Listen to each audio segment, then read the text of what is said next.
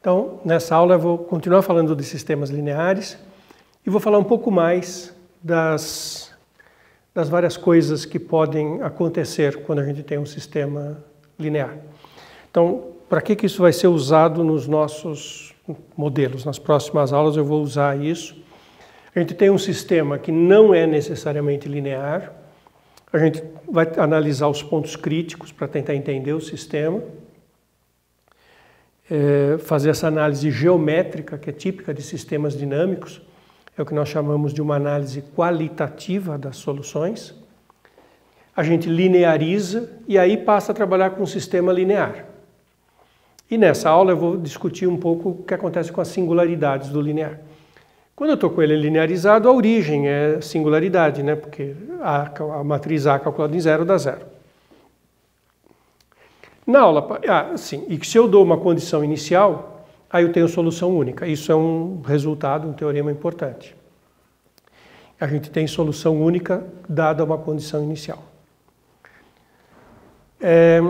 Na aula passada eu discuti o que acontece quando se tem autovalores reais distintos.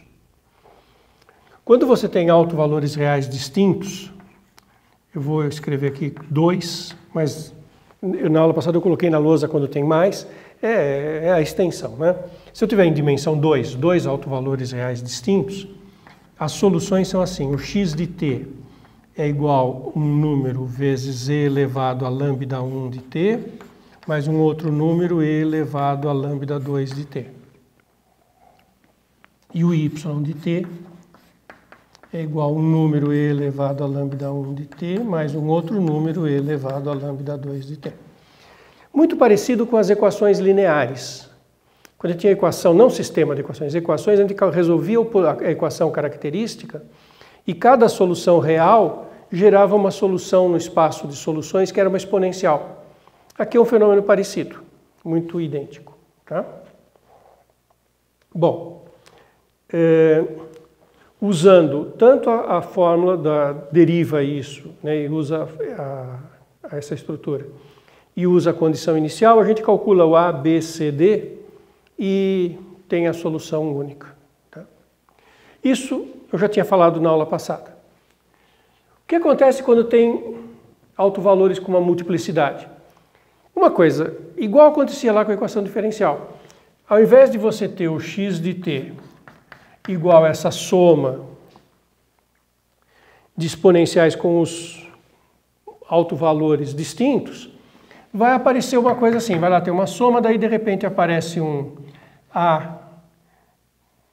I na solução, né, do xi, AIJ e elevado a lambda t, daí vai aparecer o seguinte, AIJ mais 1, t elevado a lambda t. Lembra que acontecia isso com as equações diferenciais, quando você tinha uma solução da equação característica, que tinha uma certa multiplicidade, e ela gerava uma família de elementos da solução, em que aparecia a exponencial e aí multiplicando pelo t, começando sem o t e até o t elevado a k menos 1. E aqui vai aparecer, então, até um termo t elevado a k menos 1 e elevado a lambda t. Então, quando tem um alto valor com multiplicidade, acontece o mesmo fenômeno que tinha lá. E o que acontece quando tem autovalores complexos? A mesma coisa que acontecia lá. Se eu tenho um autovalor complexo, que lembra que o autovalor aparece quando a gente resolve a equação determinante da matriz A menos lambda I. Como é uma equação algébrica, se um complexo é solução, o conjugado também é. E na hora que você vai escrever a solução x de t, vem lá a sua parte, e qual é a contribuição disso aqui? É uma constante, e elevado a alfa t, a parte real, seno de beta t, mais uma outra constante, e elevado a alfa t, cosseno de beta t. E continua. Quer dizer, o alto valor complexo vem aos pares, ele e o conjugado, e eles entram com duas partes da solução geral. E aí, mesmo fato, quando você tem a condição inicial, aí você consegue calcular esses coeficientes e chegar numa solução única. Tá? Eu vou falar agora um pouco mais do tipo de singularidade que aparece e o que nos interessa quando a gente faz isso. Tá? O que nós estamos querendo avaliar. Um exemplo interessante aqui. Olha. Então, o x' igual a x quando há essa matriz 3, 2, menos 1, 1. E eu coloquei a condição inicial 2, 2. Primeira coisa, calcular os autovetores. Então, a matriz A, determinante de 3 menos lambda, 2 menos 1, 1 menos lambda igual a 0. Essa equação aqui, menos lambda dá lambda ao quadrado. Tem aqui menos 3 lambda e menos lambda, menos 4 lambda. Aqui tem menos lambda dá mais lambda 2 que eu já pus. E tem o termo constante, 3 com 1, 3, mais 2 igual a 0. Ou seja, é uma equação do segundo grau em que aqui tem um 5. O delta dessa equação é 16 menos 4ac menos 20, menos 4. E quem que são as soluções da equação? Que são os autovalores. Menos b, 4, mais ou menos raiz quadrada do 4, que é 2i, que é negativo, né? Então é um número complexo, por 2a, que é 2. Os autovalores são 2 mais ou menos i. Então, estão aqui os autovalores. 2 mais ou menos i. Então, na hora da solução, como o sistema é só 2 por 2, só vai ter esse pedaço, né? O x de t é um número e elevado a 2, porque a parte real é 2. C no t, porque a parte imaginária é 1. B elevado a 2, cosseno do beta, que é 1. E aqui a mesma coisa, C e elevado a 2t seno, D elevado a 2t cosseno. Essas são as soluções genéricas. Agora, para cada condição inicial, você identifica uma solução. Dada uma condição inicial, tem só uma solução. Nesse exemplo, eu dei essa condição inicial x de 0 igual a 2, 2. Aí isso vai te fornecer uma série de equações, porque isso vira um sistema. Só da posição inicial, do fazer 0 aqui, quando você faz x de 0 igual a 2, isso dá a elevado a 2 vezes 0, seno de 0, b elevado a 2 vezes 0, cosseno de 0. Isso aqui dá b. E o y de 0 igual a 2, isso aqui dá 0, 0, 1, né? Aqui dá 1, 0, 1, 0, dá d. Então, logo de cara, eu já achei o b e o d que valem 2. E aí eu preciso achar o a e o c. Aí eu volto no fato que o x' é igual a ax. Então eu preciso calcular x', y', jogar nessa igualdade, fazer a vezes esse x e esse y, e igualar o x' e y'. Então isso vai dar um sistema, e eu vou conseguir calcular agora o a e o c. Vou deixar essas contas para vocês conferirem. O a é 6 e o c é menos 4.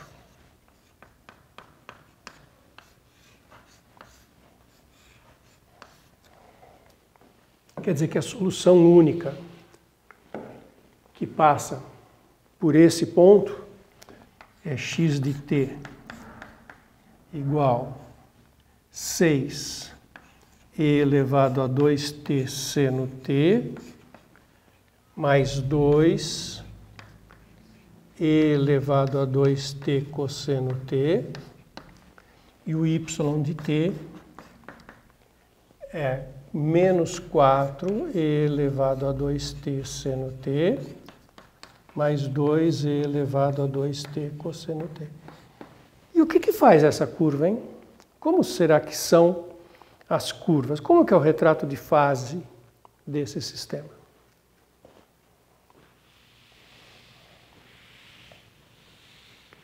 Essa é a solução que no 0 passa pelo 2, 2.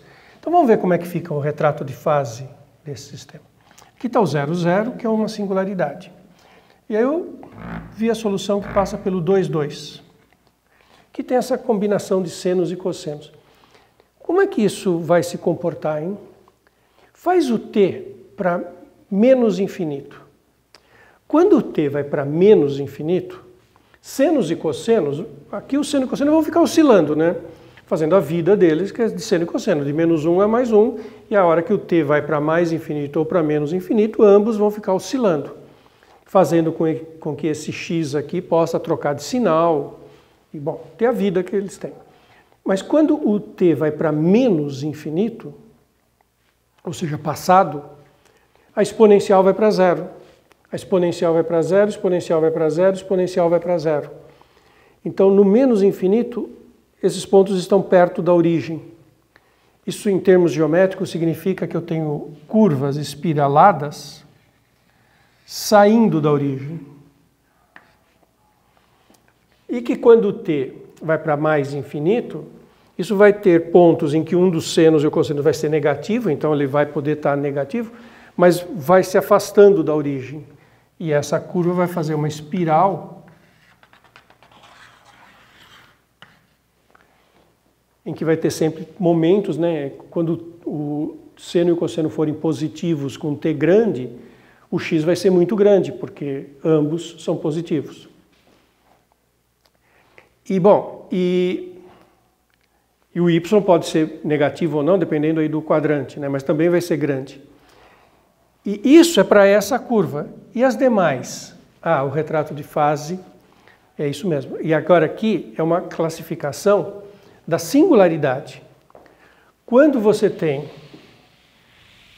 dois autovalores complexos com parte real positiva, como é aqui, parte real positiva, eu terei sempre esse comportamento, essa espiralar se afastando do centro. Então, essa é a cara genérica desse negócio. Então, autovalores complexos. Eu vou falar algumas coisinhas dos autovalores. Complexos. Parte real positiva. Então tem um comportamento genérico, que é esse, desse espiralar se afastando da origem. E se a parte real é negativa?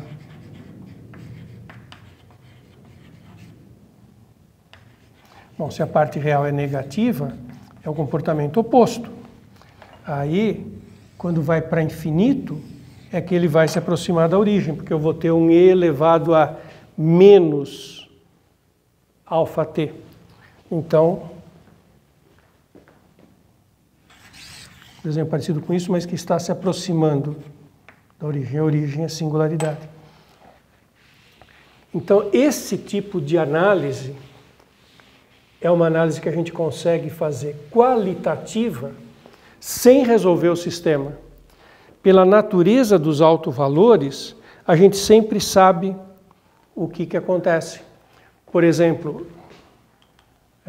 dois autovalores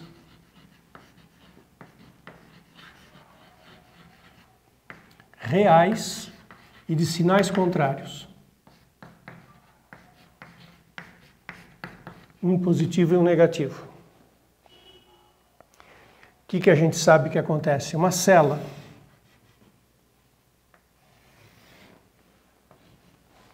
Você vai ter uma direção em que, por causa do alto valor negativo, quando você aplica, ele vai tender para a origem. Vai ter uma direção por conta do outro alto valor positivo, em que quando você aplica o A, ele se afasta da origem. E os demais vão ser uma combinação em que as curvas fazem isso que eu estou esboçando aqui. E isso chama-se cela. Então, embora eu nem sempre resolva o sistema, eu sei que se os autovalores forem reais de sinais contrários, eu tenho uma cela. Se os autovalores são reais positivos, eu tenho um afastamento, coisa que eu já mostrei, que foi o que aconteceu no retrato de fase do exercício da aula passada. Então, autovalores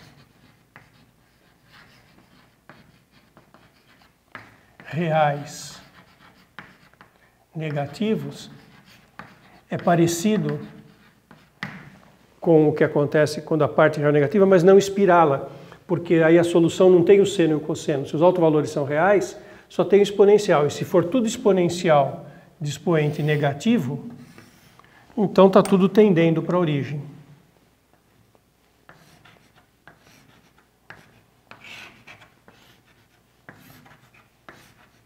Chama isso de poço. Se todos os autovalores reais são positivos, a gente chama de fonte, e é exatamente o contrário.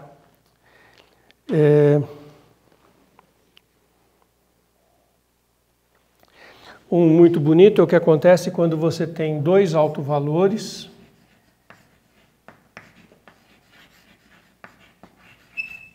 complexos com parte real nula.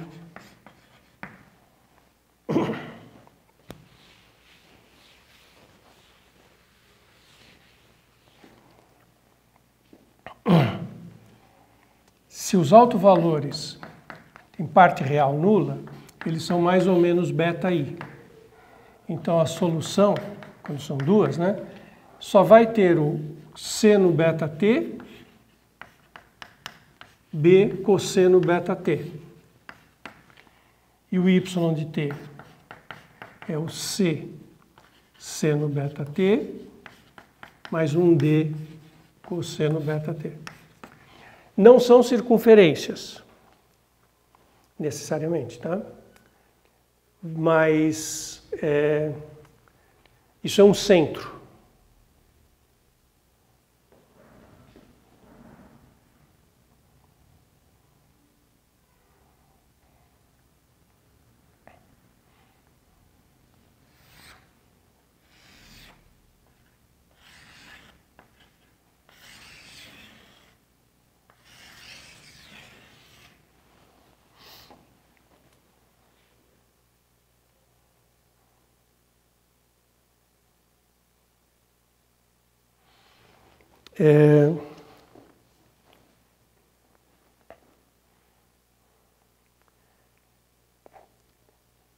Para cada uma dessas características, eu tenho uma noção de estabilidade ou não. Então, voltando para esse exemplo. Esse exemplo ele é instável. O ponto crítico, eu estou falando do ponto crítico. O ponto crítico é instável. Ele está parado. Se eu me afastar um pouquinho dele, essa é a noção de estabilidade e instabilidade. Eu tenho pontos muito próximos em que a trajetória vai embora, se afasta. Esse aqui é estável.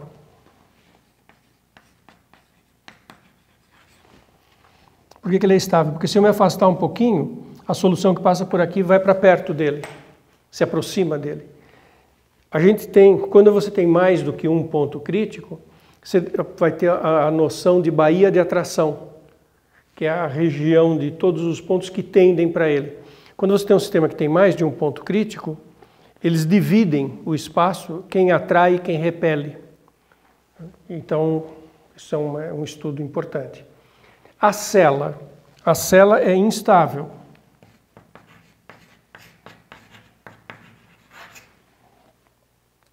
Porque, bom, tem uns pontinhos que tendem para ela, mas tem muitos pontos que se você se afasta, vai embora. Tá? O poço é estável. A fonte é instável. O centro não é estável, o centro também é instável. Você pode se afastar e você não tende para ele. Você não vai muito longe, mas você também não tende para ele. Então, cada uma dessas singularidades tem uma característica própria. em termos de qualidade. E é isso que a gente faz quando a gente vai analisar sistemas lineares do ponto de vista das singularidades.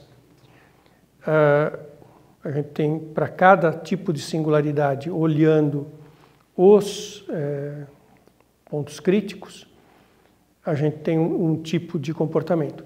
Isso que eu acabei de falar é quase todas as possibilidades. Tem ainda algumas dinâmicas um pouco sofisticadas que podem ocorrer também, mas quase, eu fiz aqui um mapa muito bom de quase tudo. Pode ter umas retas e que tem as coisas que vão tendendo, pode ter